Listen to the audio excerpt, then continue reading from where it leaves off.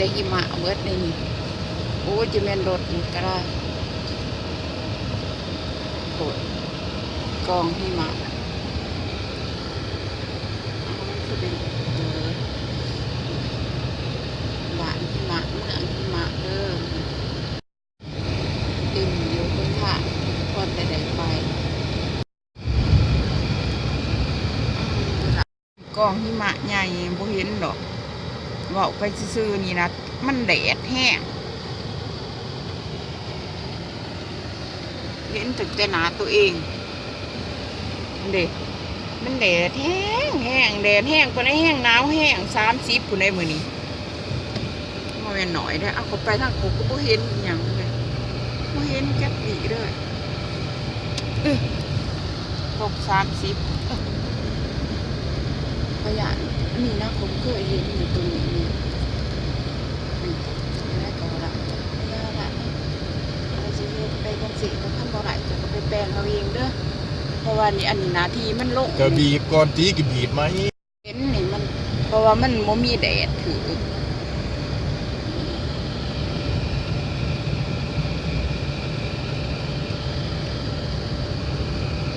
อันนี้รถเดิมมีถึงแต่รถเดิมตะกุตะเกาะอยู่ค่ะปุกอยู่เห็นอยู่หรอหันเจ้าหันหน้าเราเบิ่งรถจังนะงามงาม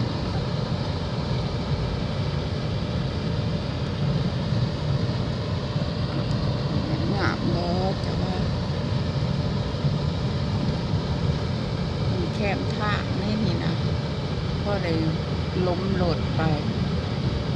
อันกองหิมะใหญ่ๆ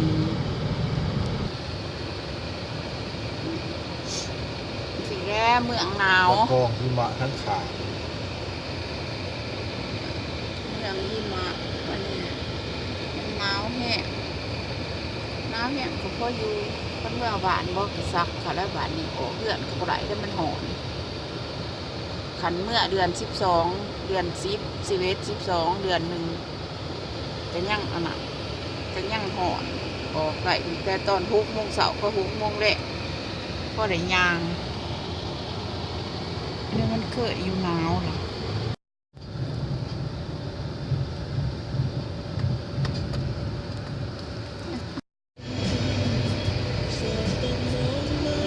ที่ฝนรถมันเป็นยังของรถต่ำกันมันหมื่นด้วยค่ะคอยไปคอยมานี่เลย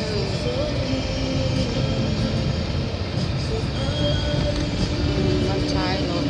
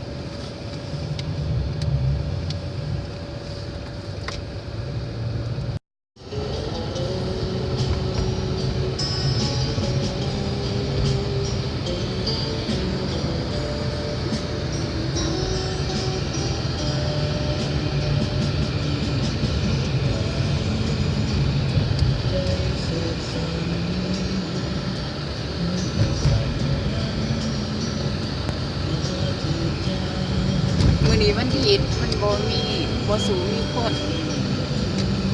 ไผกันมาเอาบ่ออกมา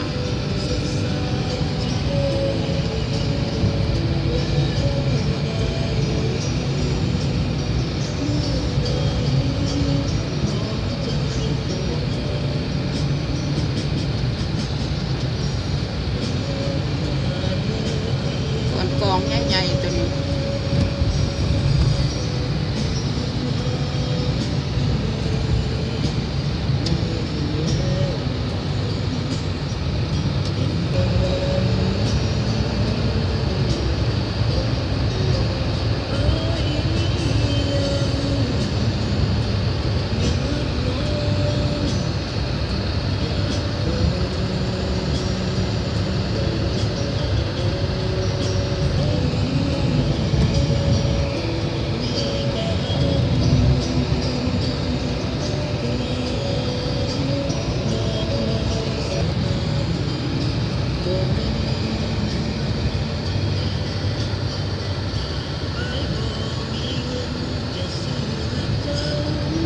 เป็นดอกแก้วเพื่อได้ขนาด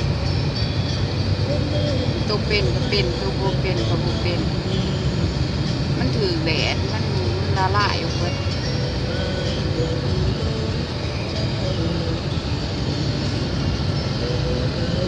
เลยมีแต่ดอกแก้วนะ